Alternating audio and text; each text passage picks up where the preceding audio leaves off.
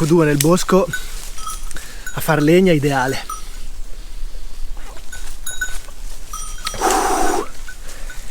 Madonna. Allora, subito vi faccio vedere i 3 mostri che ci sarebbero da buttare giù. Dunque, alle mie spalle ci sono 1, 2, 3, 4 ciliegie che sono tanti anni che sono secche e che io non ho mai avuto né il tempo né l'occasione di mettermi lì attaccato per abbattere. Sono molto vicini alla cascina, quindi io voglio tirarle giù per tanti motivi. Il primo, per fare un po' di legna; secondo, perché loro seccandosi andrebbero giù in pezzi, ma quasi tutte vicino alla cascina, quindi sul tetto della cascina, intorno, insomma bisogna cercare di tirarle giù. I problemi sono più di uno, perché per esempio queste qui proprio dietro le mie spalle sono in riva e pendono dalla direzione sbagliata. Oltre a questo vi mostriamo diverse cose oggi, secondo me molto interessanti. La prima è quanti materiali noi recuperiamo attraverso questa operazione di pulizia di un'area che era, diciamo, semiselvatica dietro la cascina, nella quale erano cresciuti rovi, prugnoli, tutta vegetazione fitta che non ci riuscivamo quasi neanche più a entrare. Adesso noi stiamo ripulendo e creando 3, 4, 5 forse materiali che adesso andiamo a vedere. Dunque, alle mie spalle ci sono tutte le cose che stiamo ricavando da questa attività di pulizia di quest'area dietro la cascina. La prima cosa è legna, quindi legna in questo caso principalmente secca, a parte qualcosina, legna che noi usiamo per le stufe e per il forno a legna, che adesso tagliamo e poi di qui spostiamo in un altro mucchio e poi ce la taglieremo. Poi con le ramaglie verdi che si ricavano perché magari c'è bisogno di aprire un determinato spazio, far entrare un po' di luce eccetera, si fa cippato di legna verde. Questo è oro per noi perché lo usiamo nelle stalle, lo usiamo nell'orto. Questo è veramente un materiale super, quindi ogni volta che riusciamo a farne un po' siamo contentissimi. Terza cosa che ricaviamo, molto importante, sono ramaglie secche in questo caso, di cui faremo fascine. Le fascine sono un'altra cosa super utile per noi perché sono fondamentali per accendere e scaldare il forno a legna. Praticamente di quello che si tira giù o che si raccoglie non si butta via niente, noi usiamo assolutamente tutto, anche le foglie che cadono dagli alberi, quando ce ne saranno un po', adesso è ancora troppo presto, le rastrelliamo e le usiamo come lettiera nella stalla. Altra cosa non secondaria è che le capre mangiano. Adesso sono 3 o 4 giorni che stiamo pulendo qua dietro e le ramaglie verdi loro le tritano tutte, le puliscono tutte. Questa operazione di pulizia genera benefici sotto diversi punti di vista. Il primo è ovviamente a nostro utilizzo, perché ne recuperiamo un'area utilizzabile dall'essere umano. In questo caso vogliamo recuperare un paddock dietro la cascina all'ombra degli alberi per eventualmente vitelli o manzi da allevare in futuro. Un'altra cosa, recuperiamo dei muretti a secco che sono sepolti da una vegetazione che sta tirando giù tutto, quindi vi mostriamo anche questo. Qua dietro c'è un muretto a secco bellissimo. Terza cosa, e non banale, vi mostro un bosco, perché apparentemente le persone hanno la visione del bosco come quella cosa dove ci si passeggia sotto all'ombra degli alberi, dove c'è tanto spazio, il bosco è aperto, no? Ma il bosco che si frequenta normalmente nei sentieri o passeggiando è un bosco che è stato pulito dall'essere umano. E quindi andremo insieme a vedere com'è un bosco dove non è ancora passato l'uomo, dove non è stato pulito, ed è un bosco che non è usufruibile per nessuno. Ci passa qualche animale selvatico sotto, ma non è accessibile, no? Tutti i boschi che frequentiamo, che sono una boccata d'ossigeno anche per tutte le persone che dalle città vanno a camminare nei boschi, quei boschi così ariosi e spaziosi è perché nel tempo sono stati puliti. Dopodiché l'ombra degli alberi che crescono alti sotto fanno sì che non cresca più niente, ma queste aree sono comunque state pulite dall'essere umano.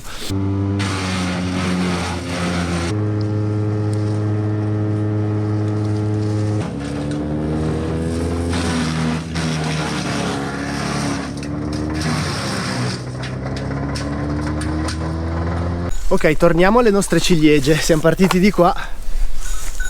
Cominciamo con una. Dunque, il problema, come vi dicevo prima, è la loro pendenza. Loro sono secche da anni, non mi ci sono mai messo a fare sto lavoro perché sapevo che c'era delle rogne. Quest'anno abbiamo deciso di farlo. Questa è la meno problematica, anche se è in riva e dà verso la cascina, però il suo baricentro è abbastanza spostato indietro. Secondo me dovremmo riuscire a farla scendere indietro. Le altre due, forse da questa posizione si vede, pendono proprio sulla cascina, proprio sulla casa, e questa qui è alta che andrebbe a battere proprio sul tetto. L'unica cosa è che sta già perdendo i pezzi perché è secca da tanti anni, per cui è necessario intervenire. Quelle due sono tutte e due secche, e adesso proveremo con delle cinghie lunghe, con dei cricchetti, a tirare prima di fare il taglio, a portarle in tira verso indietro, e poi provare piano piano a fare il taglio. Tutti esperimenti che faremo prossimamente.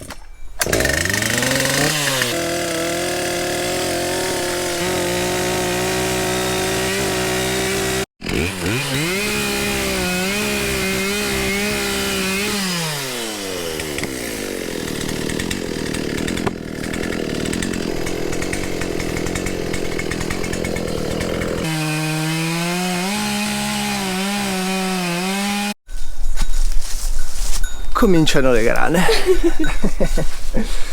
Allora, il taglio sotto era perfetto, ha cominciato a scendere nella direzione proprio giusta dove volevamo mandarla, e un ramo lassù si è agganciato all'albero vicino di casa, e adesso è appesa, sotto è staccata, ma è appesa per quel ramo e non gli permette di cadere. Oltretutto ho paura anche che mi cambi la sua direzione in caduta. Adesso proviamo a tagliare il ramo che la tiene e vediamo cosa succede. Tipo fa piano.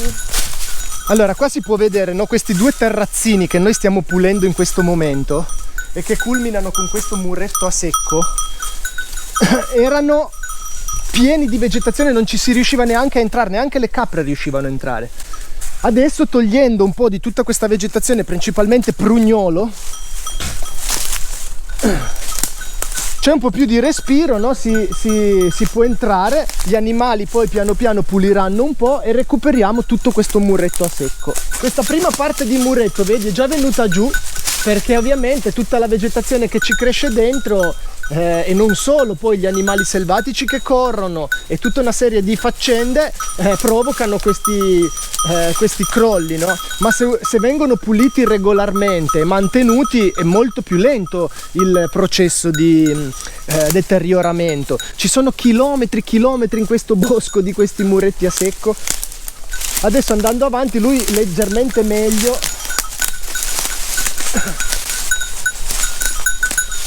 Però vedi, gli crescono un botto di robe giusto sopra, e le radici qui muovono tutto, poi l'acqua, gli animali, e tutto cede. Qua ci troviamo in una zona che è stata coltivata fino a 50-60 anni fa. Tutti questi terrazzamenti erano tutti coltivati. Dopo 50 anni di abbandono, il bosco si è ripreso tutto, ma il bosco giovane è così. Quello è bosco giovane. Ci sono alberi che hanno preso l'altezza, quindi andare a cercare la luce, e c'è tantissima vegetazione sotto, più piccola, tantissima, anche secca perché poi non prende luce, ma crea una maglia fitta nella quale solo gli animali selvatici si fanno dei sentieri, e tutta quest'area che era completamente utilizzabile dall'essere umano e coltivabile viene completamente mangiata. In 50 anni è sparito tutto, non ci va 500 anni. In 50 anni la vegetazione si riprende tutto, e quasi si stava riprendendo anche la casa, già anche la casa era avvolta. Sì. Il processo della vegetazione, di ricrescita, il rimboschimento è molto più veloce di quello che si pensa. Inoltre tutti i boschi antichi che oggi abbiamo, di piante magari anche secolari o non secolari, ma comunque boschi vecchi nei quali ci si può camminare sotto, eccetera eccetera, all'inizio erano così. Quindi è stata fatta un'operazione di pulizia da qualcuno che li ha mantenuti. Se si lascia andare il bosco per i fatti suoi, diventa un luogo inospitale all'essere umano e si chiude fitto, Dillo. che per l'essere umano è inospitale, e per tutte le attività adesso connesse. di conseguenza agricoltura, allevamento, sono territori che vanno persi e sono territori che i nostri vecchi hanno conquistato col sudore, tutto a mano, hanno fatto sti terrazzamenti, sti muretti, è incredibile. A noi per esempio questa è un'attività che la facciamo per la gloria, non è che ci dà niente in saccoccia. Oggi è domenica, siamo qui col falcetto a pulire un'area per recuperarla, per recuperare dei muretti che ci fa piacere stiano lì, ma parai, per la Madonna, appunto.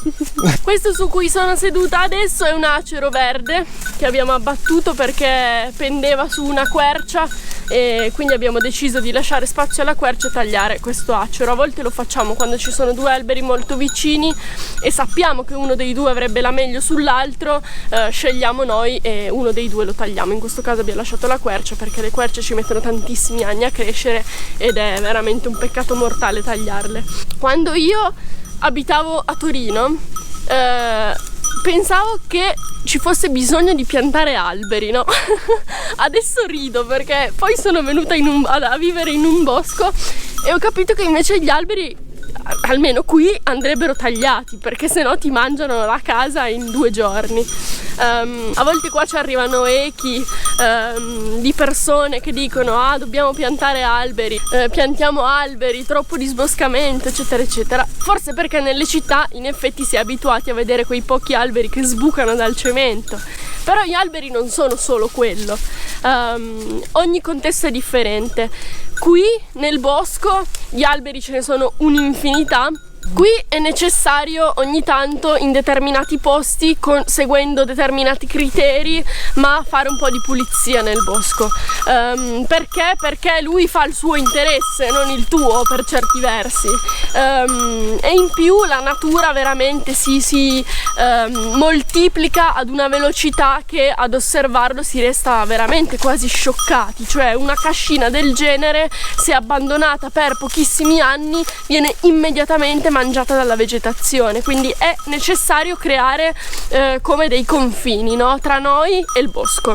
Io provavo proprio un senso di tristezza, di angoscia, dicevo mamma mia, ma come si può vivere in un mondo senza alberi, senza vegetazione? È assurda questa cosa, cioè solo perché ero limitata a ciò che vedevo fuori dal mio balcone, no? 2 piante striminzite, senza uccellini che cantavano, eccetera eccetera. Pensavo che il mondo fosse tutto così, però si rischia, cioè avrei rischiato di andare a dire a qualcuno di mettere delle piante in dei posti dove in realtà di piante non ce n'è bisogno perché ce ne sono già tantissime e tra l'altro ci pensano loro a riprodursi e a moltiplicarsi, non dobbiamo farlo noi per loro. E io dicevo allora piantiamo alberi, ma dove andiamo a piantare alberi? Ovviamente dove c'è spazio, no? In campagna, ma in campagna magari vai a piantare alberi dove qualcuno ha pulito per una vita, quindi cioè bisogna anche capire, no? Che viviamo realtà diverse, contesti diversi, la nostra realtà non è uguale per tutti e se in città c'è necessità di piantare alberi perché manca ossigeno, allora piantiamoli in città, creiamo delle aree verdi in città,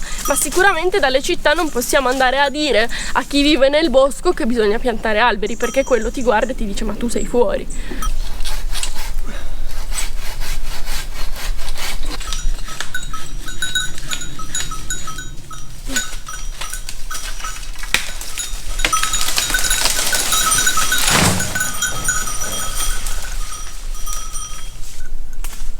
Sulla motocarriola. Ma guarda, mi ha deviato soltanto di poco, però era previsto che scendesse lì, sto ramo me l'ha deviata un po', però non era così rischioso come taglio in realtà. Una cosa che ci tengo sempre a specificare, so cosa mi faccio, cioè nel senso, l'ho fatto tantissimi anni anche prima di venire qua per lavoro, è una roba che non è che uno ci si può improvvisare perché caderti sulla testa è un attimo. Ma poi ogni volta gli imprevisti, quelli ci sono sempre per carità, però questo abbattimento qua, io ho fatto anche diversi corsi di abbattimento eccetera, è un abbattimento abbastanza facile, insomma la pendenza era buona, baricentro pure, gli altri so che non è così, allora li lego, ma questo non c'è il caso. Ok, abbiamo lavoro.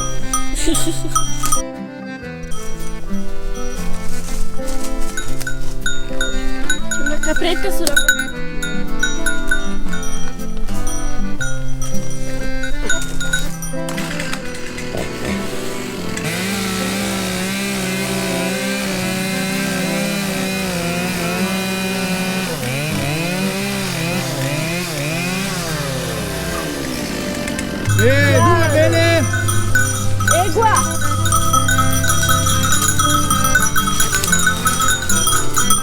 Dove vuole? Vieni bello! Andiamo. Dai Pippo, porti su!